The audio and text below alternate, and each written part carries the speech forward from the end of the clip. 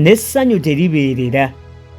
Mbaniriza mutuula tusome, tuli ku ssuula ey'akatabo kano ak'amaggwa n'emitego mu buvubuka egamba nti n'essanyu teribeerera.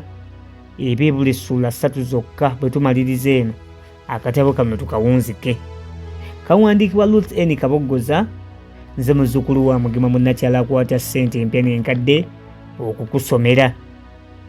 Baana bawala lumu nga batoloka ku ssomero nga basajja baabwe babatwala kabalagala kweggweera. Nga banywedde okuwera baabazaayo ewaabwe. Kyokka nga bawala batamiivu bajjo. Sise yali amanyi nti ajja kukozesa obukodyo bwe obwa bulijjo asobole okuyitamu. Naye ng'essanyu bwe litabeerera, ne ku olwo essanyu lye lyagaana okubeerera. Anti agenda okutuuka awaka gye yakuba ati amaaso nga ku Ssewambwa ono. Wamma ggwe muli yafa ensonyi. Yayagala ettaka limumire naye nga ddala tekisoboka. Yanoonya ky'abaakola aleme kusemberera mukadde we oyo, anti ng'atya okumuwulira ng'awunya omwenge oba okumulaba ng'atamidde, kyokka nga talina kyakukola. Era ye Ssewambwa olwamukubako ati amaaso n'afa essanyu musajja wattu. Kyeyava amukulisaayo nga bw'amuyita asemberere ddala waali alabe nga bwe yali, era amubuulire ne bwe yeewulira kubanga yamuleka mulwadde. Wamma ggwe guno gwajabagira. Ssewambwa yeebuganga ku muwala we ng'omuwala ye anyiikaala bunyiikaazi era nga ayongera kweboolya. Sise yabulwa kyaddamu anti ng'atya okwogera kubanga omwenge gwali gumuwunyako. Sise yakoteka omutwe nga bw'ayaniriza kitaawe, kyokka ng'ayogera mpola nnyo ate ng'akutte ne ku mumwa. Ekintu ekyo kyewuunyisa nnyo kitaawe era muli n'atyamu mbu omuwala iwe tali bulungi kubanga teyali musanyufu nga bulijjo. Yamubuuza kye yali abadde, kyokka okugenda okumalayo ekigambo kye yamuddamu mbu tewali kinnuma taata, nga musajja mukulu omwenge yaguwulidde dda. Yeewuunya era n'alowooza nti osanga yali awunyiddwa bintu birala. Kyeyava abuuza muwala we nti, nnyabo, ennaku zino omanyi okukuba mwaka wugulalo? Ko muwala nti ate ntya ssebo, ko ye nti munnange ŋŋamba okunywa ku mwenge. Omuwala kyeyava yeegaana n'emikono n'agimansula eri nti, nnyabo, ye anaabanga mpadde, yinza okunywa omwenge nze sinywa. Ssewambwa yasooka n'asiriikirira. N'oluvannyuma kyeyava amugamba nti mwattu jangu onfuuwa akawuka kano mu liiso, yanguwa kandi bubi. Mukazi wattu teyamanya nti oli yalina kyanoonya era yafuuwa bufuuyi. Nnyabo yafuuwa mugumu, eryenge lyonna ne liyingira mu kamwa ne mu nnyindo za Ssewambwa.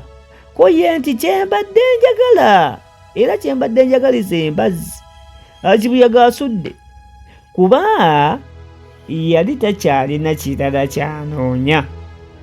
Amangu ago kyeyava amubwatukira nti, gwe obadde otya nzisa eryenge?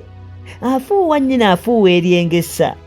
Olwo n'amubaka omukono nga bw'abwatuka ng'eggulu nti mbuulira gy'ogunywedde era ontwaleyo. Yamuwujjamu empya ez'okumukumu n'amuggunda n'agakonde gatonziriranga.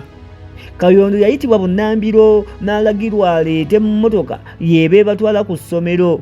Kyokka Kayondo yannyonnyola kitaawe ng'emmotoka okugipangisa ebatwale n'okubazza bwe kijja okumalawo ensimbi enkumu ennyo, nti mpozzi bagende balinnya akamotoka akatono oba bagende empolampola okutuusa lwe banaatuuka ku kapaaka balyoke balinnya ez'ennakawa. Musajja mukulu yasitukiramu ng'eyatega ogw'ekyayi ng'abebbera. Bwe baatuuka mu kkubo, Sise kwe kugamba kitaawe nti, taata, leka kale nkutwale gye twanywedde omwenge. Anti olwo ng'atya engeri gy'anaagenda mu maaso g'abasomesa era n'ag'abaana bonna, era n'engeri gy'anaabitebyamu. Kale kyeyava asalawo waakiri amutwale eri oyo ye yagumuwa okusinga okuswalira ku ssomero. Omuwala bwe yagamba kitaawe yasooka n'akkiriza. Kyokka oluvannyuma yeekyusiza mu kiti ng'embazzi nti, gw'ompa amateeka, oyagala kuntwala ontundeyo mu basajja bo gy'ogunywedde. Ye nga naawe oli kikekenke. "Oh, ng'oli mukalu nnyo, onjejemberako otya ng'ompa ebiragiro? Nkulemberamu ggwe mango tugende ku ssomero, ye otyayo ki?" Mukazi wattu ebigambo byamubulira ku matama ng'abivaako, ng'olwo atandika kutambula nga badda ku ssomero. Naye ng'omutima takyamanyi gye gulaze, kuba yalowooza bw'anaayogera mu maaso g'abasomesa nti mutamiivu. So nga ku ssomero abasomesa baali bavumirira nnyo omwenge, era ng'okukulaba ng'otamidde nga bakugoberawo, era ne bimusobera. Yakakasa nti agenda kugobwa ku ssomero kuba lyerimu ku tteeka eryasomerwanga nga wakatuuka ku ssomero. Ate ekyasinga okumusonyiwaza n'okumumalamu amaanyi, kumuvuma, mpozi awamu n'okuboggolerwa kwa kitaawe kuba yayogereranga waggulu. Kale gamba bwe baatuuka waali abavubuka be yali amanyi obulungi, era nga nabo bamanyi bulungi ng'omuwala oyo bwali omweyagaze, kyokka ekyamumalako ensonyi ku maaso kwe kubanga babatuuseeko bwe bati, Ssewambwa n'abanga omulagire bwe yaleekaana nti, "Oh, mwana wange ompe mudde." Ani yali amanyi nti wayonooneka dda? Abavubuka baatunuulira Cissy kyokka ye n'atunula ku ttaka anti ng'afa ensonyi. Muli yejjusa ekyamuyiza omwenge n'ekyamuleetera emikyakalo, kyokka ng'atongojjera bwemage. Baatambula mukungujjo era ddala nga kuba baaliko ekikyamu, kyokka nga Cissy afuba okulaba nti atambula mpola nnyo era batuuke ng'essomero liggale. Naye Ssewambwa yamulabuukirira mangu n'amubwatukira ayanguwe. Newankubadde baayanguwa era ku ssomero baatuukayo ng'enjuba egolooba. Ku mulyango baasangawo omusirikale eyalinga akuuma essomero era ng'omulyango musibe. Ssewambwa yayita omusirikale era n'amusaba amuyambe. Omusirikale bwe yasembera n'amweyanjulira mangu bw'ati nti, "Mimi ndiyo asirikali, mwenye anafunga sukulu hii, sasa nisaidie nini?" Ebitegeeza nti nze musirikale akuuma essomero lino, kati nkuyambe kiki? Ko Ssewambwa nti, "Wangi, anti amatu tegawulira bulungi." Ko mukuumi nti, "Nisaidie nini?" Ekitegeeza nti nkuyambe ki? Ko Ssewambwa nti, "Taata, Oluswayiri si kwasaamu ddala." Ko mukuumi nti, "Mukulu akuyambe mu ki?" Ssewambwa kwe kubuuza obanga yali ayinza okukkirizibwa okuyingira nga bwe yalina ensonga enkulu ennyo. Ko omusirikale nti, "Mukulu oyagala kukuyamba mu ki?" Ko Ssewambwa nti, "Ssebo, ono gw'olaba mwana wange, nze muzaalira ddala era nze mutoolera ebisale by'essomero ng'aviira ewa mukulu we Waleekatwe."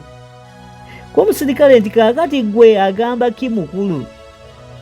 Ssewambwa yagenda mu maaso nti, "Omwana ono yagenda okuva mu kyalo nga mwana wa mpisa nnungi ddala, naye kati ansobedde. Bwe mumusanze nga yenna awunya omwenge ng'ate olulala yanywa wano omwenge." Kyokka abasawo ne baŋŋaana okumubuuza, naye ku luno byonna njagala abyogere. Bw'alemwa okujjonyola obulungi essomero naye nga baawukana. Kyenvudde njagala tujje ku ssomero nga waliwo n'abasomesa, kale nabo balabe ensobi z'omwana waabwe n'oluvannyuma baleme kunnenya nti najja omwana waabwe mu ssomero nga tebategedde. Omukuumi yamuddamu kimu nti, "Paka kesho."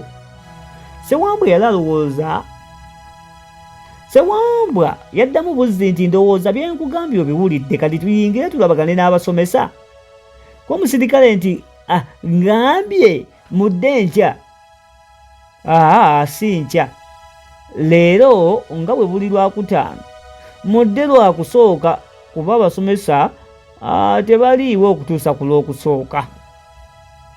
Ssewambwa kyeyava abuuza omukuumi n'essungu nti, "Kati ky'ogamba nti nkomye wano sirabye na ku basomesa wadde kumunkubiramu omwana ono kibooko? Mbuuza, nzireyo nga ntambulidde bwereere nga naawe gwendabye wano tongasizza